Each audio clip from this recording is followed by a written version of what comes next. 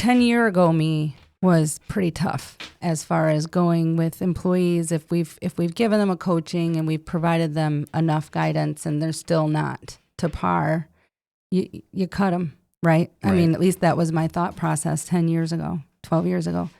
Today, it's much different.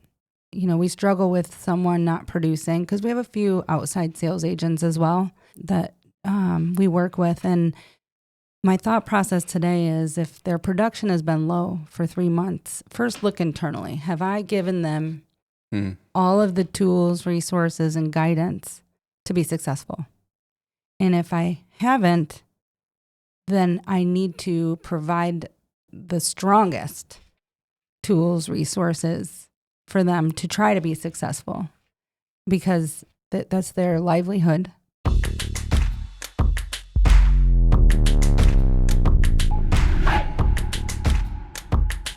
Welcome back to Season 2 of the Rediscover People Podcast. Today, I am with Sara McKee from the 100 Group, right? And we met, basically we're on the same floor of the same building.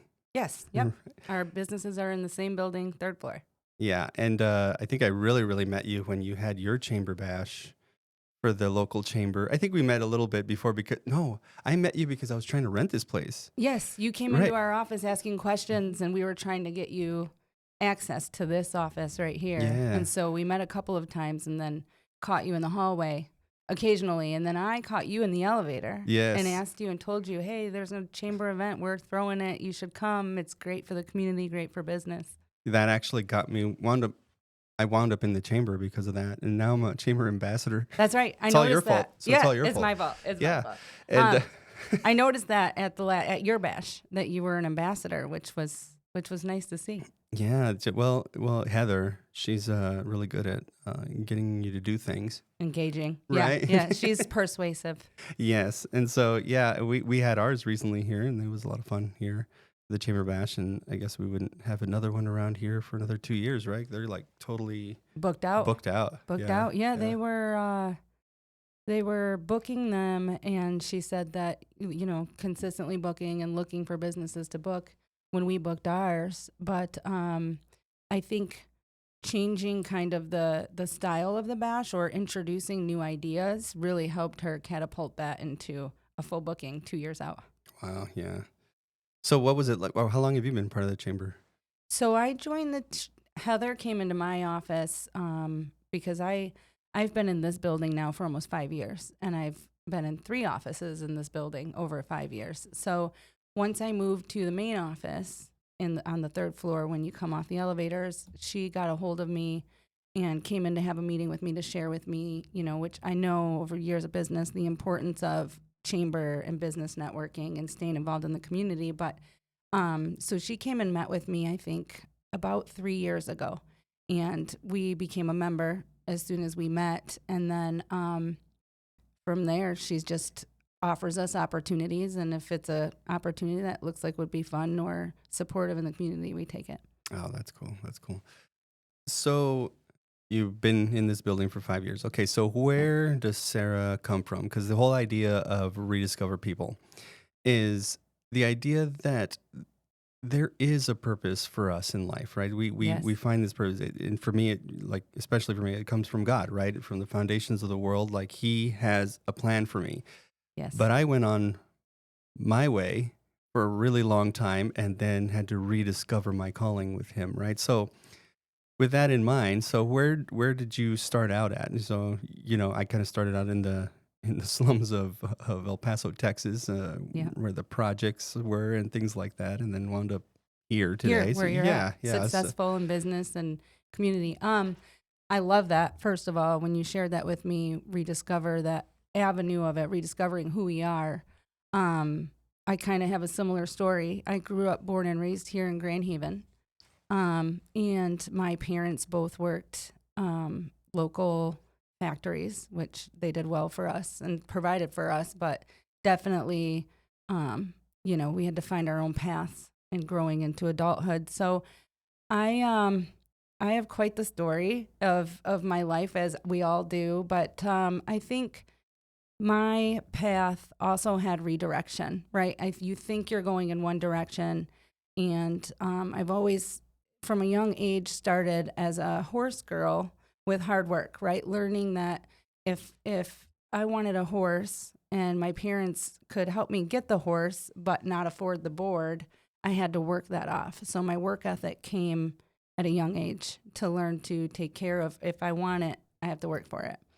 And so I never lost that in my life. But I, at a young age, I worked in gas stations and restaurants and factory work. Same, yeah. Yep. And I quickly decided, being on a factory line, while it's a respectable job, and I respect those, my parents, anybody who can do that for a living, long term, I respect that. It's just not for me. It's not my attention span.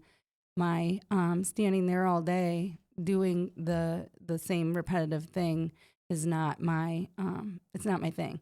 So I ventured out and I went to college for business administrative, and not sure if that helped my career really, but I found a position in payment processing in Grand Rapids, Michigan, where I started out as a receptionist sales rep. And at that time, I had 2 young girls, and I was a single mom. They were 2 and 3, pretty much Irish twins.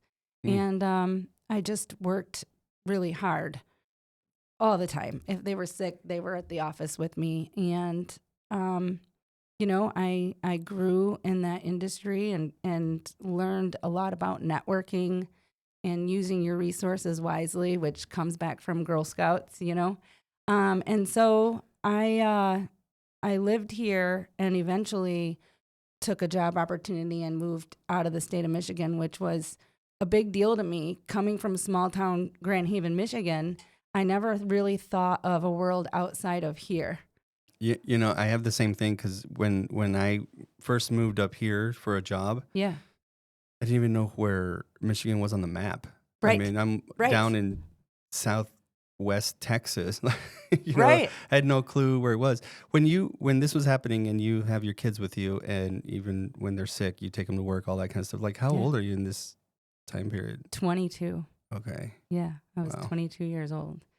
And, and same thing. Like, I love that because you don't realize, if you're small town and you don't venture out much at a young age, you don't realize that there's a bigger world out there, and where on the map is everything. Even when I moved to Kansas, I had to look and go, okay, in where Michigan is, where's Kansas, and related to that, how far am I going to be away? But so I was 22 years old, and I moved them to Kansas to open a payment processing call center for a businesswoman there, and I did that.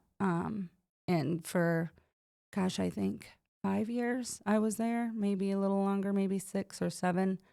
I'd have to look at the dates, but and that was, I learned a lot in business through working with her and having that opportunity at a young age to go and help open a call center and be their employee and things like that. But through that, I met someone else who also worked for a different branch of that company, and his name is Jeff Broadsley, and I worked with him at a high level. We were both managers for that company, but different branches, if that makes sense. And we were assigned to work on higher level projects together, things like that. And through working with him, I learned a lot about him and his character and who he was as a person. And so that really, you talk about God and his path for you. And I think that even though we might go, off the path, or we might be going one direction, he means it for a reason, right? There's a lesson to be learned in all of that. Yeah. It's funny you talk about call centers because I spent a lot of my career in call centers. Yeah. Obviously, you were ahead of me because you were the one starting it and running it. How many people were in that call center? So the first one here in Grand Rapids, Michigan that I worked in, I think we had at one time 18 employees in that call center. And that's between the operations staff and the sales staff. So a full sales floor, I think maybe right around 13 people, 12 people. And then we always ran light on the operations side. Okay. Yeah. At one point it was in the 90s, I think I helped run a call center for a chiropractor. Yes. And he had this whole chiropractic business there. And then in the back room was the call center. and we had like 10 people Yep. that were there. Yep. They seem to be always hidden, right? Yeah. Okay, so this is where you meet Jeff, right? This is where I meet Jeff. And I credit, I'll say, I know it's my hard work, but I say the man that changed my life because he worked for the same company, and eventually, he became a partner in that branch out in California. And then they dissolved their partnership, and he started a company at the time, and it was called Chosen Payments. And working for the ladies I worked for, my growth was limited. So it was a smaller company. It was, and I didn't have a lot of opportunity to grow much more than where I was. Yeah. So I reached out to Jeff. I resigned and reached out to Jeff and, let him know that I wanted to work with him after he dissolved and went out on his own. And we had a couple of conversations back and forth and time lapse. And eventually he reached back out to me and said, let's chat about what opportunities we might have. Because I worked with you and also, connected with your work ethic and style and things like that. And eventually I opened a call center for him there. Mm. What does that even entail? Opening a call center? So, you've got to do your market research and look locally. And so we did similar to what I did here in Grand Haven, Michigan.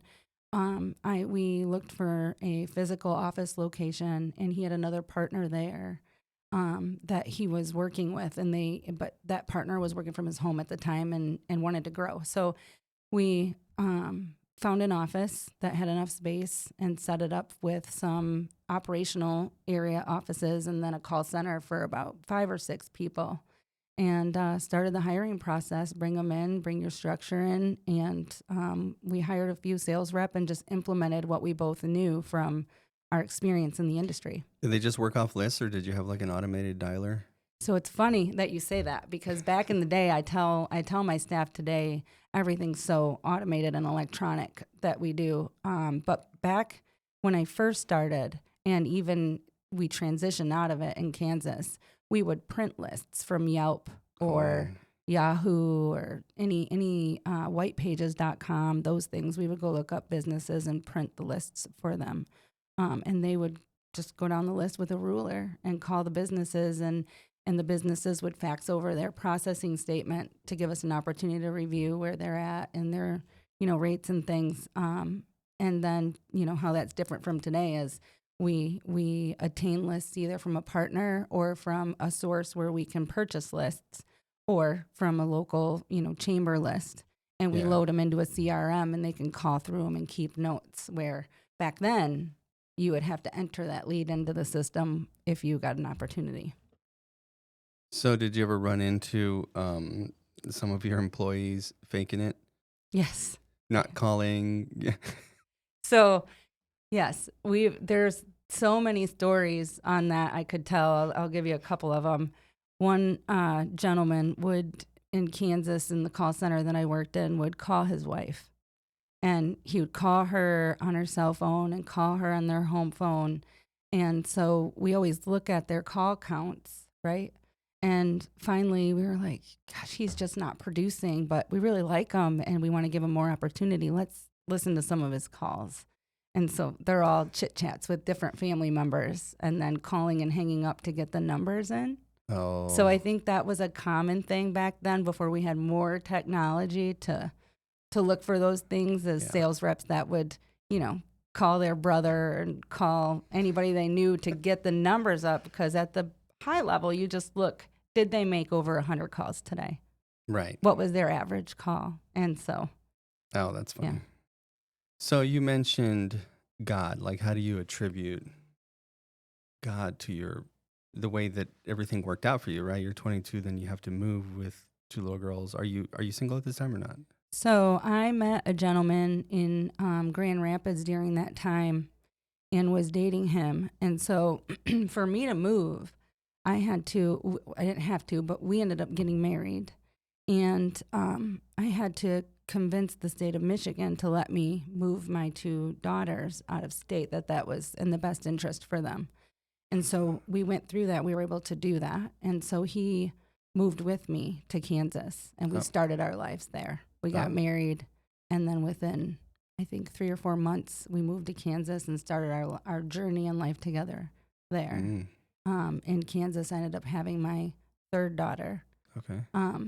And then from Kansas, after working with Jeff for so long, he we were working so well together that he felt we could do more together if I lived and worked in California in his office.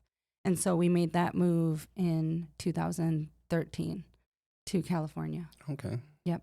And at that time, I had 3 children and a husband that went with me. So I was in California for 3 years.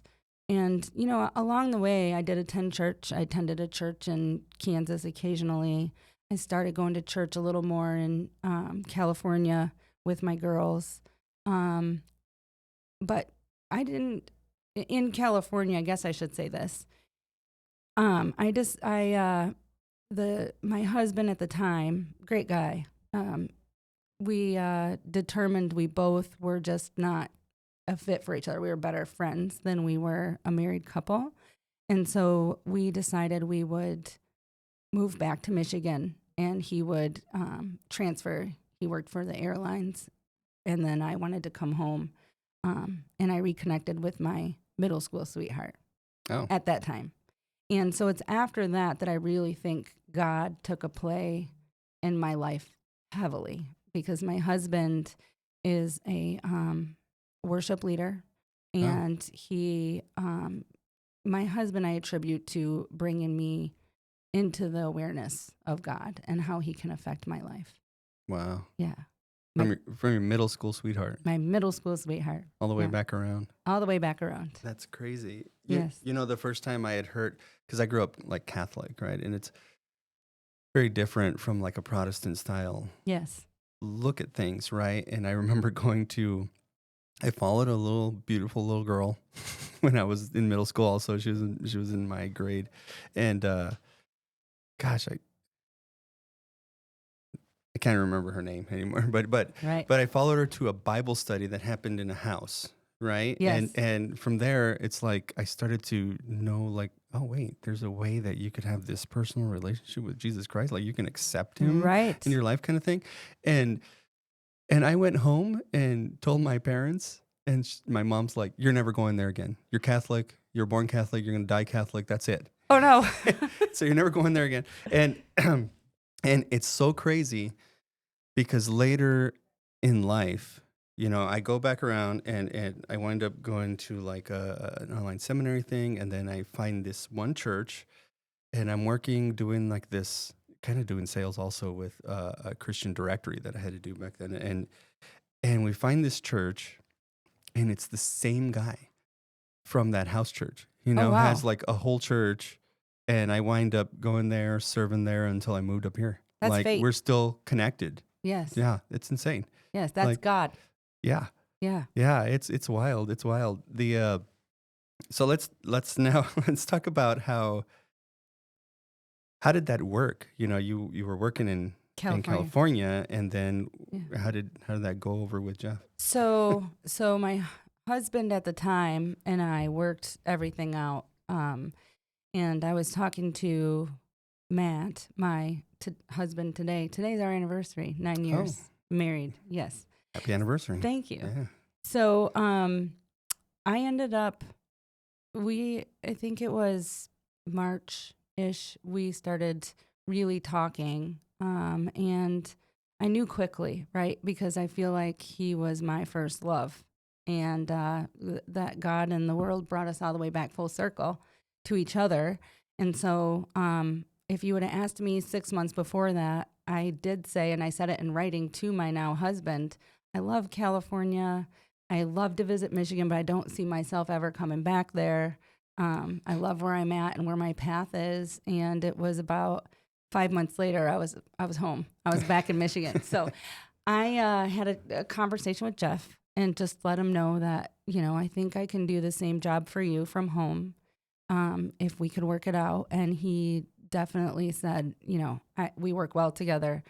definitely don't want to break up our relationship. And if we can make it work for you to go home and work from home, then let's do that. So he's super supportive, always has been. And so I made the move home, and I rented a little temporary cottage here for a while, and set up an office. And I worked from home for 5 years until I opened my office here. And that was optional. I could have continued to work from home and kept working for Jeff and his companies. But I asked them, through the sale of Chosen Payments, there were some, payouts during that opportunity. So I said to Jeff, I'd love to open in my market, in my hometown, office and extend a branch of your company and partner with you and open an office here in Michigan so that I can expand and still work for you in the capacities that I'm able. And he was fully supportive of that and partnered with me. And we have a couple of silent partners in this office, but partnered with me to open the Michigan office. And that's when we started our journey of growing a business here in Grand Haven. Well, you talk about working from home, but now you have 6 employees in the office, or is it more? Yeah, so we have 6 and 1 part-timer. Okay. Yes. Yeah, they wouldn't have fit in your living room. No, they wouldn't have fit in my living room. And actually, I ended up, and I know that they say, and through life coaching and therapy, things like that, I know that they say that you should not work in your bedroom, right? Yeah. But over the years, we've taken in kids that need a place temporarily, kids that there were teenagers that needed a place permanently. And so we moved bedrooms around often to make them fit in our home. And one of those moves ended up in me giving up my office that I had to work from home. And I moved my desk to my bedroom so that we had room for more kids. How did you start doing that? Why did that start coming up? What drew you to that? Yeah. So it started with an exchange student that was here from Thailand, who is forever our daughter in Thailand now. And my kids brought her home and said that she had come into the United States, and an unfortunate situation, the family was not treating her good, and she wasn't getting the opportunities. So they were in a position where the organization that manages the exchange student was going to either have to send her home or send her down to southern Michigan to start over for the remaining of her stay, which was, I think she had 7 months left at the time. Okay. And so my kids brought her home, all of them brought her home and wanted to meet us and asked if she could stay with us temporarily. Well, and we didn't have a bedroom for her. But so we said, we'll definitely help temporarily, and then fell in love with her. And so we did the approval process and ended up keeping her there. And then I would say my kids, brought most opportunities to us to help out. Just through people they knew, their friends and stuff? Yeah. From meeting people, the kids we need to help this person, or this person could really use some help in life, or this person's in a tough situation. And so, we ended up with a couple of different just local kids, and one in particular that ended up staying with us through graduation. And now he's a young adult. Really? Out in the world, yeah. Oh, wow. Yeah.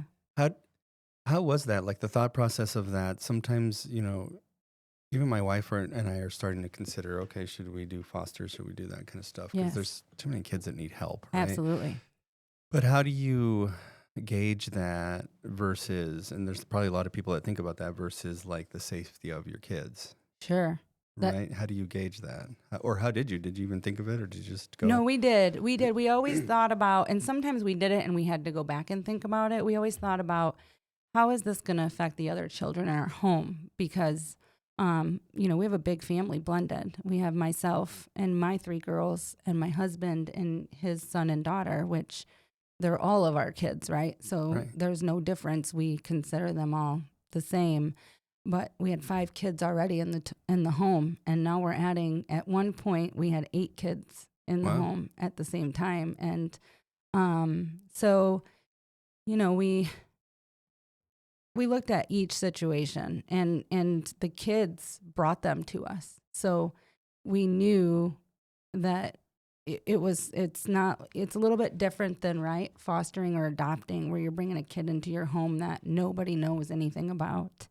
And I think I've had this conversation with my adult daughter, and that's probably the toughest part is you want to help these children while also protecting your own children Right. from any traumas that might be brought into the home. Yeah. Yeah. Yeah. Yeah. So I think it's a case by case basis, Okay. kind of look And at the situation. in all situations, did it all work out every Yeah. single time with those Yeah. kids? Yeah. I guess it makes a big difference that your kids brought them right there. I guess Yeah. they're friends in some way, and they're like, please help my Please friend. help this young lady. So with Nacha, the exchange student, I actually went on a work trip because at first we were like, let's look at it, let's talk about it. It wasn't an immediate yes. And I went, I think, I don't know, to Vegas maybe for a conference, and I came home, and my two daughters that are the closest in age, they're now, I don't know, 16 and 15 or 16 and 17. And I get home, and they had combined bedrooms together to make room for For her. her Wow. without asking. Like, they're like, look, we have it all set up. She has a bedroom. We moved in together. And the fact that they moved in together at that age and being sisters and the, the sisterly fights, I was like, well, that's a big step for them. So That's cool. You said something at the beginning. Are these the Irish twins? yes. What do you mean by Irish twins? So they are 16 months apart. Irish twins are generally 12 months apart. Okay. Or the term, I guess, Irish twins. I hadn't heard that term, and my daughter and son are pretty much that much apart, and they're like inseparable, like twins. And people ask us whether or not they are twins sometimes. Right. Yeah. Right. For my daughters as well. But when they were younger, we don't look anything alike. I'm like, well, you look exactly alike, actually. My sisters actually are twins, and they don't. Okay. Well, to us, they don't look alike. Right. Right. Right. They weren't. What do you call it? Fraternal twins or something? Fraternal Yeah. twins. My husband's a fraternal twin. Oh, okay. Yeah. But they could fool anyone at work. And you know what's so crazy about them is that they work in the same place all their lives. Really? One of them moves to another job. The other one goes. They find a position. They're moving around all the time. And then they get the other one a position. That's fantastic. Yeah. They just work together all their lives. That's what they do. They're staying together. Yeah. No matter what. Even though they fight still anyway. Right. Right. That's a given for them. Yeah. But yeah, so we, there's a lot, we could be here all day for the whole entire journey, but, I think on my path, my husband, God, and Jeff, if you ask me the first three things that helped me get to where I am today, right? And one of the things my husband taught me when we reconnected and I moved home was to make this work, we have to put God first and then each other. And then together we put our kids first, which was a new concept for me, being a young mom. And I had it all wrong, right? So not wrong, but my mindset was always, they're number one no matter what, over my spouse, over anybody. They come first, which when you look at the way we ended up adapting, which is what I consider the right way, is, God's first in your life, then your spouse, because you have to take care of each other and you're going to have each other someday when the kids leave. But together, you two put all of your children first. It is like a paradigm shift in a lot of people's minds, especially when you're in a blended family like that, right? Then you have to. It's hard. Yeah, because you have yours and yours, mine, and ours. Yeah. Yes. Exactly. And no, that's the way it should be. Absolutely, 100%. Your relationship with God, your relationship with your spouse, and then otherwise, then you wind up in a divorce because then you're fighting over what you think is first instead of what should be first, right? Correct. Yeah. I think we found that balance. I mean, it took us a little bit, but one of the things we did was proactively scheduled blended family therapy sessions. Oh. When you blend a family like that, I was pretty lax with my children. if they want to go to bed at 9:30 or 10, let them, right, in my mind. And he had a very strict schedule. His children went to bed at 8:30. And so that was our first recognition of a disagreement, I guess. Yeah. Where, we couldn't come in and say, okay, to his children, now everybody gets to stay up late and go to bed at 9:30, 10. And it would have been really hard to take my children and say, okay, I know you've had a pretty lax bedtime, but now you're going to be on this strict schedule. And so we decided to go to a local therapist here to help us navigate that. And he literally blended. He's like, let's find a blend of these rules. So we can't get strict on the kids that aren't used to it right away. And we can't just say all rules are off with the kids that have had a tighter structure. And so we just blended the rules. What did that blend of rules look like? It looked like stair stepping. So instead of saying to the children that didn't have a stricter bedtime, all the children got a 9 o'clock bedtime. So we're going to meet in the middle. And if we need to take it back further after a little while, we'll do that. And then we just talked about different situations as they came up. And I think that helped. That helped with us not having to, get feelings or frustrated with each other because we had some guidance. Yeah.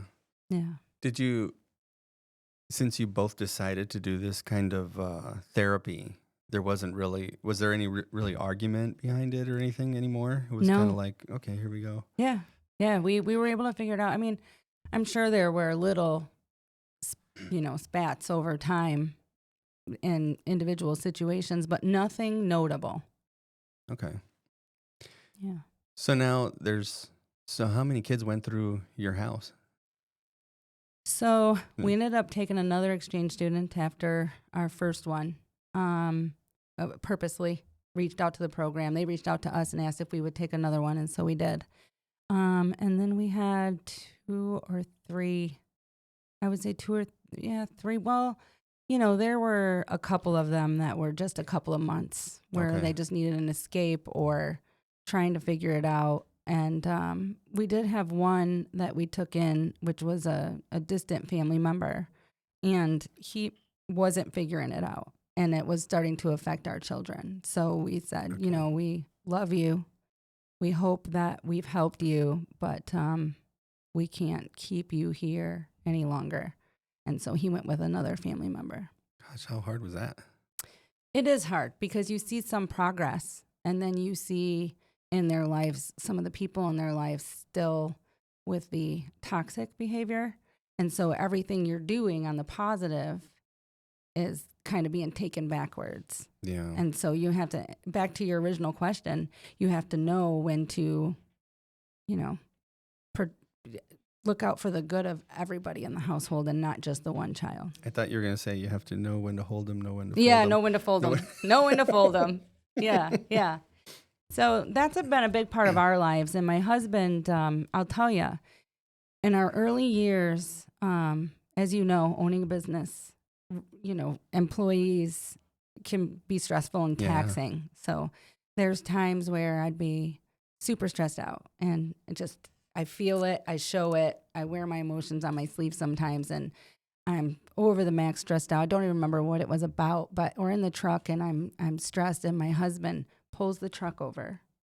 And this is the first time he ever did it, and he grabs both of my hands and he just says a prayer. Wow.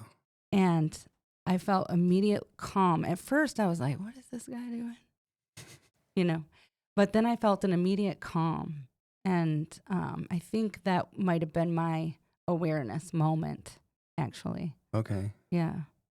So since then, what does your relationship start to look like?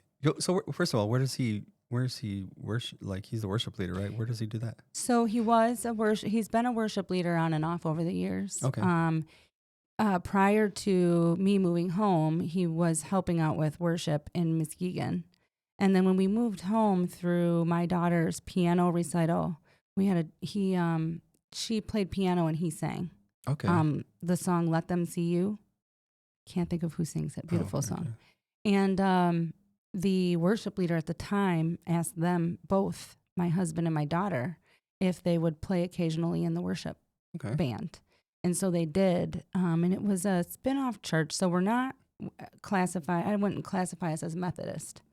But it happened to be a spin-off of a Methodist church in Muskegon. And they were creating a church that was more casual to try to bring in a different diversity of people. Okay. And so he eventually ended up becoming the worship leader there for 2 years. And just due to our busyness and commitments in life, he had to walk away from that for a while. But he helps out and will still sing worship. Right now we are occasionally attending a church in Muskegon, and it's called Restore Church. Okay, I know where that is. Yeah. Yep. Yeah, I know which one that is. Yeah. So he's helped out and sung worship with the pastor's wife. That's cool because I do also do the same thing. So at the church that we're at, this past Sunday actually I was playing and leading worship. But they have like quite a bit of musicians, so we kind of rotate, which is nice. So sometimes I'll just be playing a bass. Okay. Sometimes I'll just play the keys. Right. Sometimes I'm like leading it with guitar kind of thing. So it's awesome. Fun. Yeah. Yeah. I love it. I love worship music. I don't think I would have said that 12 years ago. I didn't know much about it. I love when he sings worship music, and he's been asked to come back to different venues a few times. Just our schedule doesn't fit with that. But yeah, he was a firefighter for 13 years in Crockery Township. Oh, wow. Yeah. He probably has a lot of stories. Yeah. Yeah. Well, he was just here playing right here on my guitar right here. During the bash. Yeah. Yeah. He seems like a really cool guy. We talked for a little bit. He seems really cool. He's a man's man. He is a man's man. Yeah. And a genuine human. He's kind. He's calm. And I personally think he's an amazing human. But yeah. And then he's a hunter. Yeah. Yeah. Outdoorsman. Wow. Avid outdoorsman. So he, hunt, fish, trap, hunts turkey, whitetail, bear. Gosh, you name it. That's wild. Yeah. No, I can't do that. I feel weird.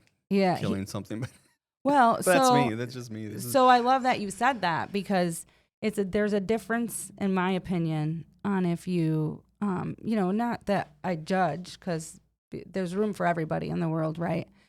For us, it's always been about the harvest, not the trophy.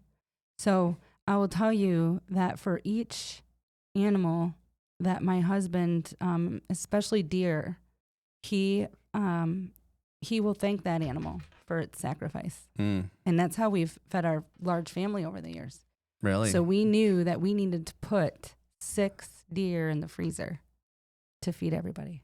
Wow. Yeah. No, see that, that makes sense. Yeah. I just have never done it. I'm going to have to go with them one day. Maybe I'll get. Yeah. You could go locally, or he's a guide actually in Kentucky. Oh, really? Yeah, he guides hunts. Oh, wow. Yeah. So going back to you real quick, so what has your journey been with God? Okay, so he pulls over and he prays, and then you feel different, right? What happens after that? How do you start to get so? So that continues, and it turned into me asking him, "Will you pray for me? Will you pray for us? Will you pray for this?" Because it flowed so well for him, and we started going to church and growing our relationship with God. And my husband got me a devotional book as a gift, and I started reading it every day. And so I think that if you lean on that in your life, a little bit or a lot, whatever your capacity is, I think it's helped me to create some calm into my very chaotic, busy business life. Yeah. Have you seen how that affects the way that you run your business now, or anything? Yes. How so? I think that it, you have to be careful with it because you have staff that some of them may believe in God, some of them don't know if they believe in God, and we have a little bit of a mixture in our office, which is fine. Never say you're wrong or you're right, right? but we have, I think that for me, leaning on God a little more helps guide me and how I respond to things, on how I introduce things or address things. Yeah. Yeah. It's been the same Yeah. with me because I have that place at the mall, the Family Fun Yes. Center. And, a lot of times those employees, they're just teenagers and Yes. stuff. They don't really know much. It's But tough. kind of the way I look at it is like, well, the way I look at things is whoever God puts in front of me, then I'm called to speak into their life some way, shape, or form, right? Right. Like it's my responsibility at that time anyway. There's a purpose. Yeah, yeah, and so it's been great to see like some of those teens be from 16 years old when they start with us, and now they're in college and they're just part of the family. Right. They're just part of it, and I don't know. It's been a different way. I learned from. I think you've heard Johnstone Supply in town, right? Right. Yeah. Okay. Yeah. So I was pastoring at a church where the owners of Johnstone Supply they own it, right? And so I got to know them well, and I actually did some work with them for a little while. I worked in their IT department for a little bit. I also kind of felt like, well, that's not for me because I was just in a room fixing computers all day, and I just couldn't. Right. I just couldn't do it. But Right. but they were great. And one thing, I asked him about, because he's got like several branches throughout Michigan and there's tons of employees. I mean, even where I was at, there was like 20 employees just at that one place, right? Right. And I asked him, how do you do it? Like, because how do you feel like with the employees? Like, how do you work your life? And he's like, well, I just try to be the best example, but I take it very seriously that they're in my life. Like every night I take seriously that they're being able to supply for their families comes Right. from this business, right? And Feeding families. right, yeah, exactly. And so since he said that, I'm like, oh, gosh, you don't think about it like that. No. It changes the dynamic from, oh, you're a crappy employee, I'm just gonna fire you today or whatever, Right. to like let's talk and let's see Let's what's see if we going can on. guide them a little bit more. Right, exactly. Start to look at it a little different, especially with the ones at the mall. You say that, and gosh, 10 year ago me was pretty tough as far as going with employees. If we've given them a coaching and we've provided them enough guidance and they're still not to par, you cut them, right? I mean, at least that was my thought process 10 years ago, 12 years ago. And today it's much different. We struggle with someone not producing because we have a few outside sales agents as well that we work with. And my thought process today is if their production has been low for 3 months, first look internally. Have I given them all of the tools, resources, and guidance to be successful? And if I haven't, then I need to provide, the strongest tools, resources for them to try to be successful, because their life, that's their livelihood. If they have insurance, that's their medical, all the things. Right. And I think having young daughters go out into the workforce, I've said it many times, would I want 12-year-ago me addressing my daughter or today me addressing my daughter? Oh, that's a good way to look at it. Right. Yeah. Right. Do I, and so each situation, I look at it that way now. Like, what would I want someone to do for one of my children if they're out in the workforce and they're making an effort, but maybe they're not quite there? So how do you walk that fine line of, okay, but now this one is taking advantage of me? Right.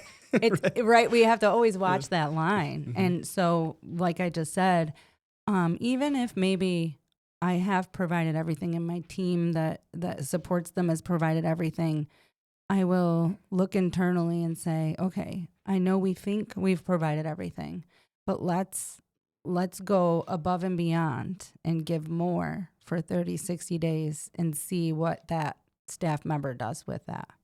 And then it's on them. And so if we've done that, it could be 30 days. If we're at a point where we felt like we have, it could be 30 days. And we do that and we take some time to really put additional support behind them and they're still not able to produce or find a groove, then you have to call it for what it is. At one point, I told some of the employees in the mall, I go, look, everybody makes mistakes. Yeah. You know, I just want us to own up to them. When I make a mistake, I'll own up to it with you. Yes. When you make a mistake, then let's own up to it. And I told them, you know, the main reason that you would ever not work here would be because you don't fit the culture of what we're trying to do here. That would be the Right. main thing. Otherwise, everything else can be like fixed or corrected, or I can learn your personality in the way that you Right. can receive information and we can figure things out. But if you don't fit like the purpose and the culture of what's going on, then you're the right person in the wrong place. Right. Right? Somewhere you maybe Yes. need to be somewhere else, or we need to shift what you're doing as much as possible. But 100%. And I call them with my staff learning opportunities. You know, if we run into an issue and we address it and you own it, it's a learning opportunity. However, you also have to be able to identify a cancer and remove it yeah, when you identify it, because it spreads in the office, right? So a gentleman just said that in a conference I was at this weekend. I was in Las Vegas attending a session, and he talked about company culture and said, you know, work with your staff and make sure you're providing for them, but also be aware. If you have a problem staff and you can identify that quickly, that it's truly a problem, weed them out fast, because it can destroy a company as well. yeah. I saw that happening. There was a young girl that was with us who was completely trustworthy, was good at her job, but had some toxic situations with ex-boyfriends coming around and then fighting and weird things like that. Right. And it was weird because like slowly she corrected that, right? I'm like, okay, so we're going in the right direction. But one cancerous thing I noticed is we're going to have a team meeting. She just would turn it into a venting session. Negative energy. Negative. And then it was starting to like affect everybody else. Like, Right. you know, and we had to make the decision to, okay, well, We you're got to just let in you the wrong- go. Yeah. Yeah. We're Yeah. in the wrong place right now. Yeah. personal things, you know, it can affect someone's job as well. And we got to know when to fold them. Yeah. Right. Yeah. Yeah. So Yeah. I think, as you know, there's a lot of balance to that. But, so yeah, it's finding that balance and learning and growing, because we're all learning and growing too, right? Just because I'm a partner and I not only run my business here, that I'm partnered into 100 Group Michigan, which is a branch of 100 Group Corporate that Jeff owns. I work for several of his companies as well at the same time. So leaning on my team is important to be able to do what they do in each company that I work with. There's a lot that I can learn from you and Jeff, because I have like different companies going on at the same time. Multiple, yes. Yeah, multiples, and how you're managing that and how you're working with that, and how I also can find you know, a Sara. Right. And I can help you do that.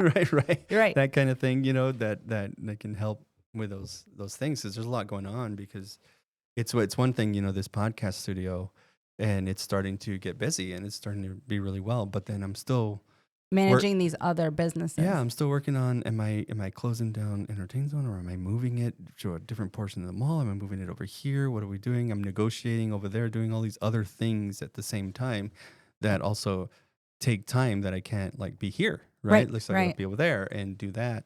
And you know, never mind that it filters into your life, Your right? personal life. Your personal life, because like Yeah. we're on the verge of, are we going to move from our house to at the same Right. You You know? got to balance it. That's like Yeah. managing everything all the time. And how do you find that disconnect, right? It's definitely not perfected ever, I don't think, right? Yeah. So we keep growing, and Jeff keeps growing his companies, and never do I not want to work for him, right? So I always want to work for him and his companies in addition to the ventures we have, just because I think I'm always learning from him as well. You know, he's smart man. And what I love about him and you and myself is that we're not humans that had money and said, I think I can be successful. Let me invest and open this business. Right. Right. We're humans that worked to get where we are and then had the opportunities to create business. And Jeff shares with, I think 3 years ago, excuse me, he sent out a message to all employees and said, I meet with a life coach, and it's a life coach that she focuses on entrepreneurs, owners, CEOs is her target client. And he gifted everybody in the company a session with her. Wow. And then some of his executive level people, he offered us additional sessions if we wanted them to invest back into his businesses, right? So the better we are, whether it's personal, business, what we're talking to her about, the better we are for those roles. Yeah. And he strongly believes in constantly improving ourselves and self-care so that we are better when we are on and focused in the business. And so I actually met with her the other day. We've been really busy. He has lots of companies, lots of things growing, and busy time of year. So he had her reach out to me and say, hey, Jeff thinks maybe you might need some time and some sessions. And I said, well, actually I do. So I think that finding that balance is just take away the fact that we have to have an employee that's going to handle that, or an employee that's going to manage them, taking the time to make sure that all of those employees have everything they need while they're doing that. Well, how to be the person that is looking at the overall a little more, and how to delegate too is a little hard for someone that starts from the bottom and is doing everything, right? And then you have to learn that, and you have to let it go, and you have to I had to do that at the mall. Trust in your staff. Yeah. Yeah, you do, because, and even, you have it done, and this is the way it should be exactly like you want it. This is the way I do it, and then they do it, and you're like, but I'm going to let them. Let's see if they come up, and they have. And once you start to trust them, you realize, well, they have their own little ways of doing it, but they're getting it done, and it's a new way, and it's, and you have to be open to all those things. Right, and I think that conversation between you and Jeff would have a whole spinoff, right? Because he used to micromanage us, kind of. Like, no, you got to do exactly like this. Mm-hmm. And we had some conversations at this venture, like the changeover from the previous company to 100 Group, where he acknowledged that and said, listen, I've worked with many of you for many years, and I'm empowering you to make a decision. And if you make the wrong decision, we'll learn from it, but just make a decision. Yeah. Right. Do you think this is just a question that I'm wondering, do you think you learned that from when you're selling a business, you start to realize how much you micromanaged? Yes. And how much is actually in a system that is just running itself? Sure. Right? And I think for him, it was, and I can't speak for him, but from my observation, for him, it was the fact that he was burdening himself and burning out, right? So worrying about all those things is more work on his plate, and he has to free himself up so that he can do what he does best. He's successful for many reasons, but one of them is his eagle eye visual of the companies and giving the bigger instruction of where to go, and his marketing genius. I always tell him he's 80 in his brain. Right? You might be 43, but you're 80 in your brain. And when you are focused on the mundane tasks and micromanaging your staff, maybe not on purpose, but you're doing it, then the bigger picture suffers without you. Right. Yeah. So 100 Group, you've been doing it now, I guess, 10 years now? Is that what it is? So 100 Group has been, is a 5-year-old company. Here. All over. All over. So Jeff started Chosen Payments in formally in 2011. And we built Chosen Payments, which is a payment processing company. And he sold in 2018. And then we all stayed on, whether it was via contract or opportunity, we stayed on for the transition, right? You sell a company, you stay on for the transition to help guide and lead those things. Right. And then in 2020, Jeff retired. He stepped down as his position of CEO from Chosen Payments. Wow. And or maybe it was before that. I think it was a little bit before that. But anyway, he stepped down and started 100 Group. And it was just at the time, it was a parent company that owned a couple of software companies because he still, when he sold Chosen Payments, he still had a couple other companies. Okay. And eventually I resigned my position that I stayed on after he sold Chosen Payments. And that's when I reconnected. I reached out to Jeff and said, I want to work together still. And I came on as, for one of his companies that he had, and then worked for 100 Group, and then opened up my 100 Group branch. Okay. Yeah. Cool. So how has that been going past few years here? Great. Yeah. Yeah. So, I mean, as I would have expected, I think we have a good market here for staff when you can find them, right? And it takes a lot. I think I filled a operations position in October, and I think I interviewed 27 people. Wow. To fill that one position. And some of them didn't, I booked 27 people. I physically interviewed 17. So 10 of them didn't show up. Okay. Yeah. Yeah. So it's good. I think there's, since we don't focus only locally, we reach out, we have partnerships in different industries nationwide. But the local community has been great as well.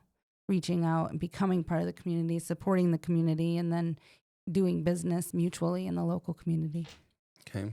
So if people wanted, is any kind of business owners wanted that kind of service, how do they reach out to you on that? So we, our website, 100group.com, 100group.com, or email us. My email is sarah@100group.com. That's SARAH @100group.com, and I'll get them to the right person. But reach out, call, email. I have a question for you. Okay. And then you can interpret it however you want to interpret it. But okay. What is your spiritual dream? My spiritual dream. Meaning? Whatever you want it to mean. That's a good question that could apply in many areas. I would say, gosh, I have to think about that a second. My spiritual dream.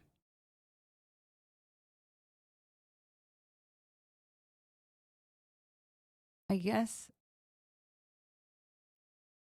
it would be that, all of everybody in my life, but my family, my husband, my kids, flourish in today's world and whatever world is beyond today's world, right? And stay connected. Yeah, that's a good one. I like that last part, especially the stay connected. Stay connected.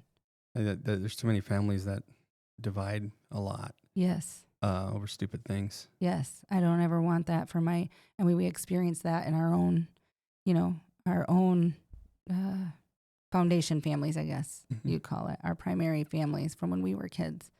My hopes, prayer is that my kids, that we change, I think it's important. My daughter has led the way, I think, in our family to break cycles that we learn as we go.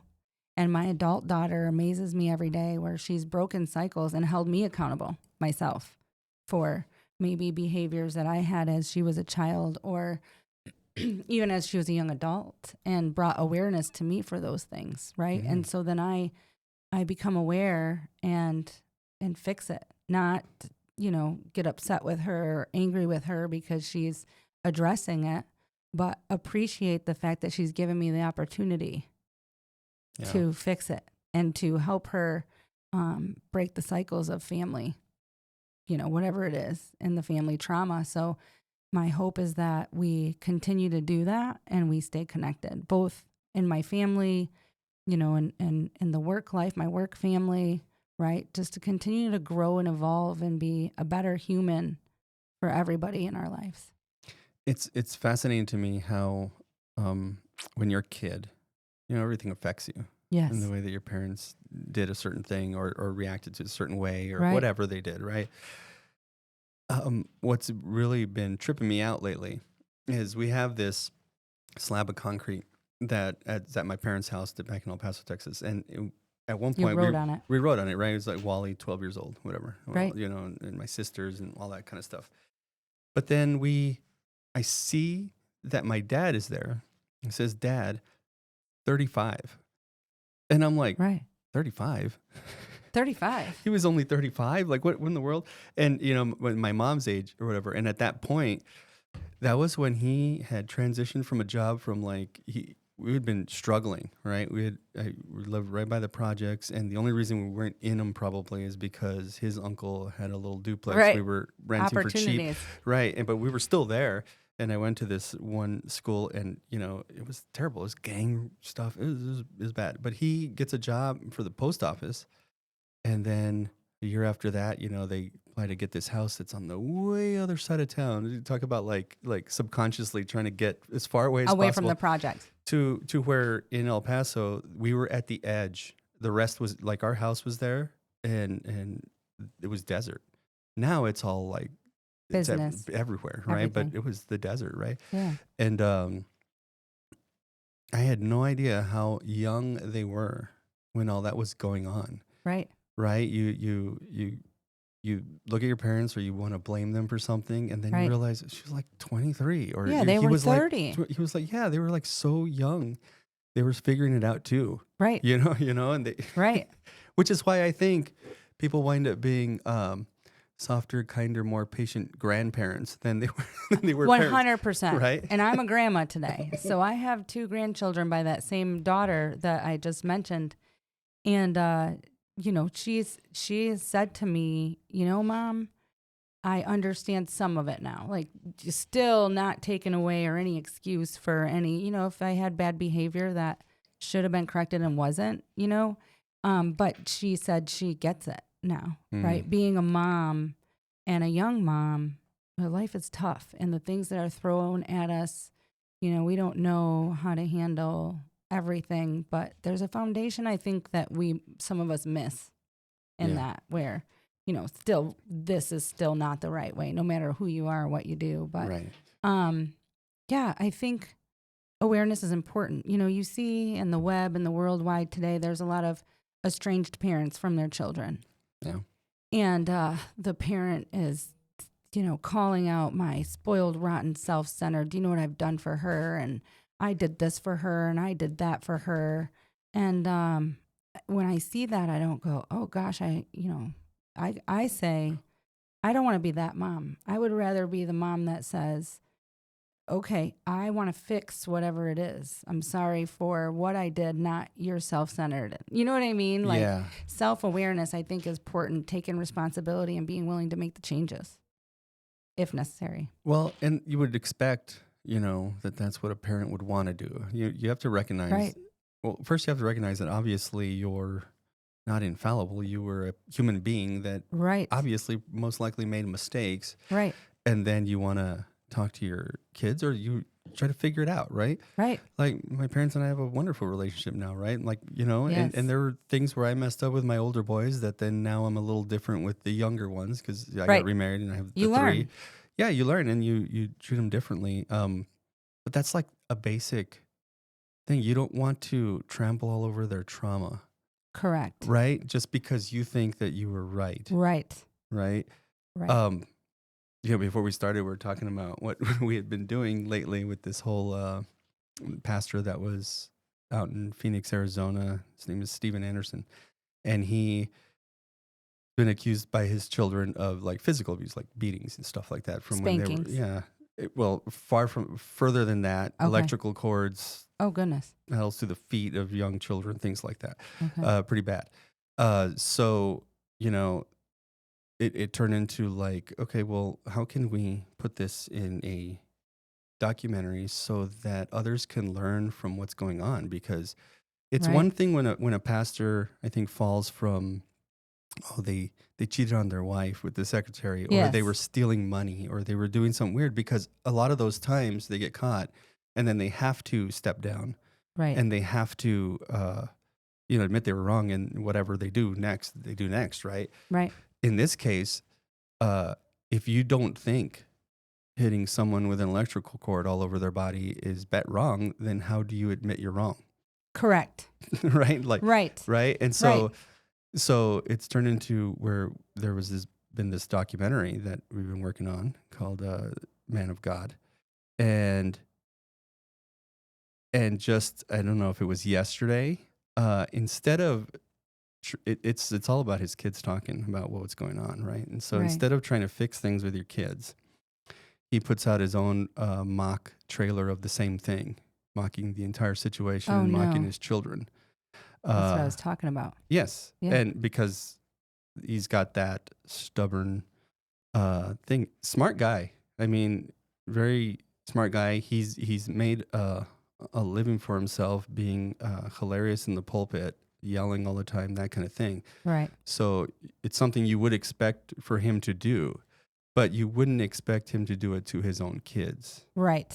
But then again, he did the other things to his own kids. So right. So, right, so it's amazing you don't know. You don't really know somebody. right. Right. So it's been fascinating to me to see, but going back, when you do something wrong, it's always,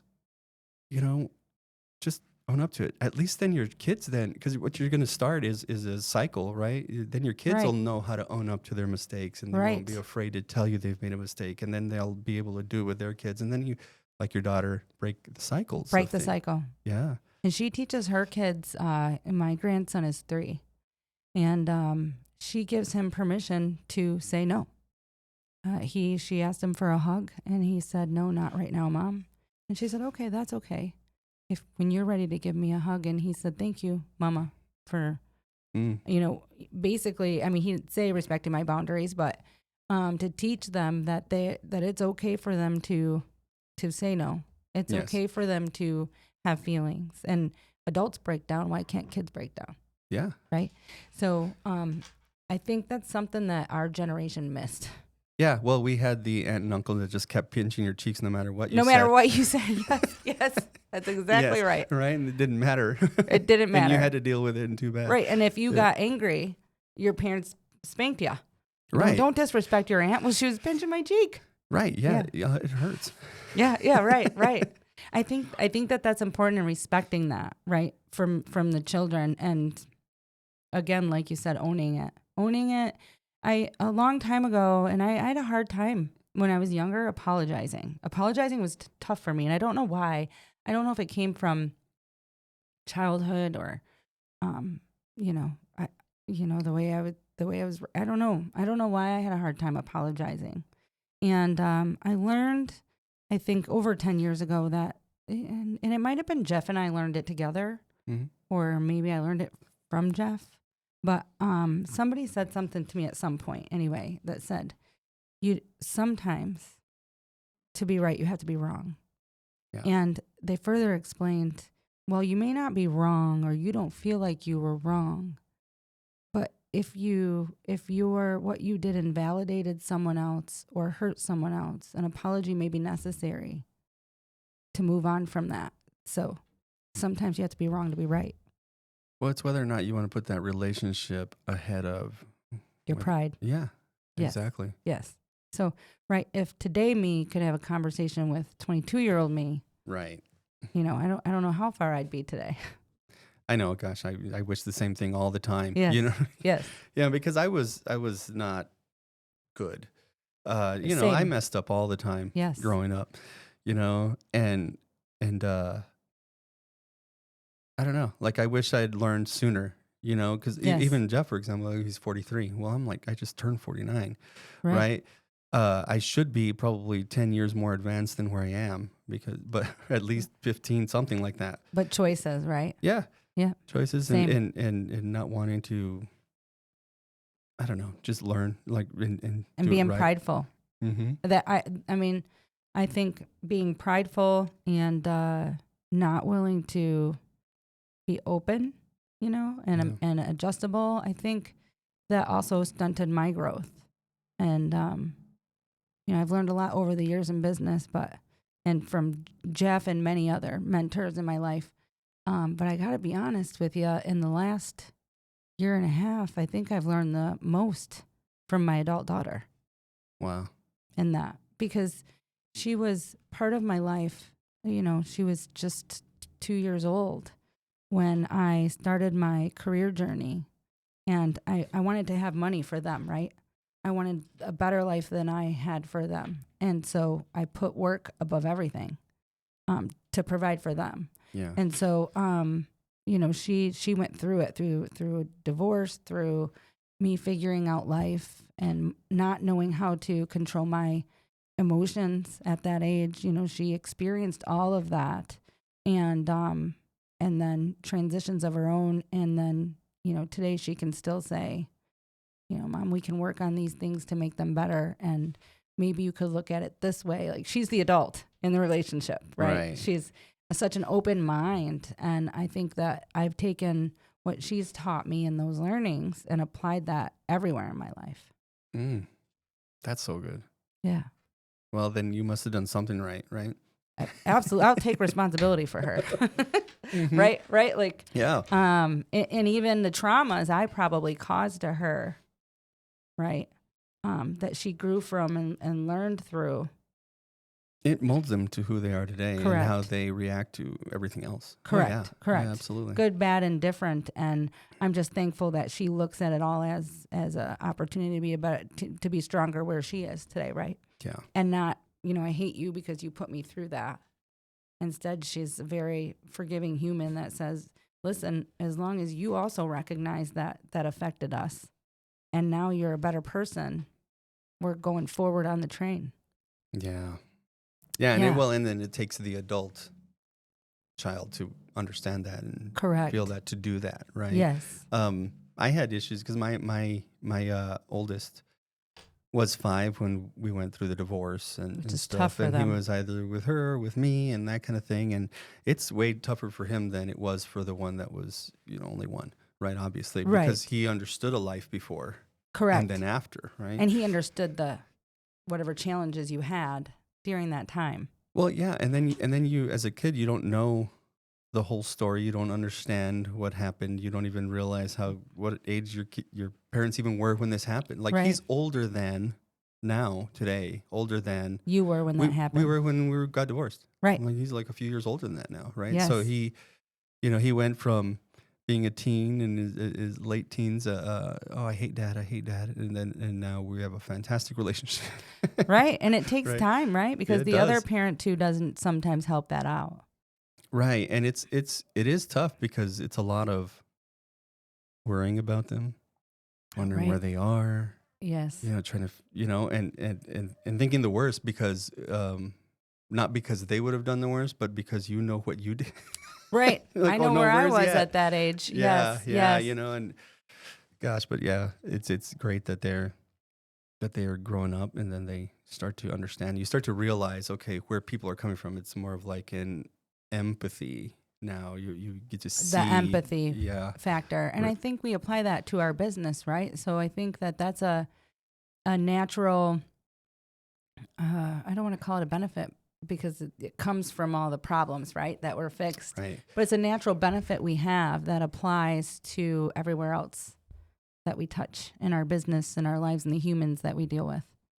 I always go back, and I guess we can close with this, but I always go back to the Bible verse because I can mess up all the time. Yes. But the fact is that I'm called according to God's purpose, right? And so then the Bible verse that says that God works all things together for good for those who love them and are called according to his purpose is something I try to always remember all the time, because I'm like, okay, but this is happening now. Yes. But I love him. I'm called according to his purpose.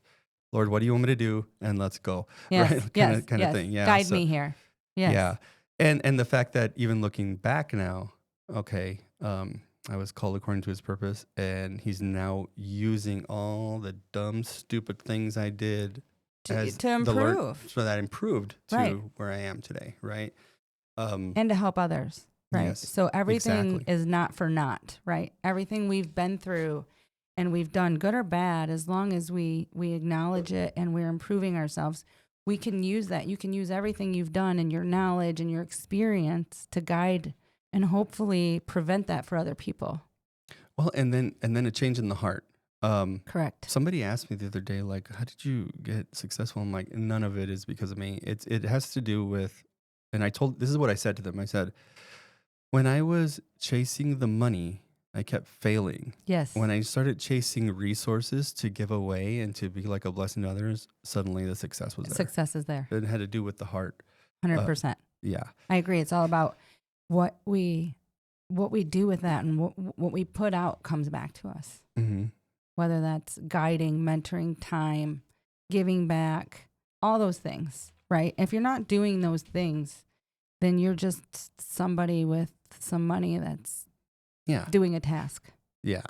Right. Absolutely. Purpose. We need purpose. Yes. Jeff has a tattoo across his chest, and it always sticks with me. It says truth beyond perception. Yeah. Truth beyond perception. Yes. Interesting. Yeah. Wow.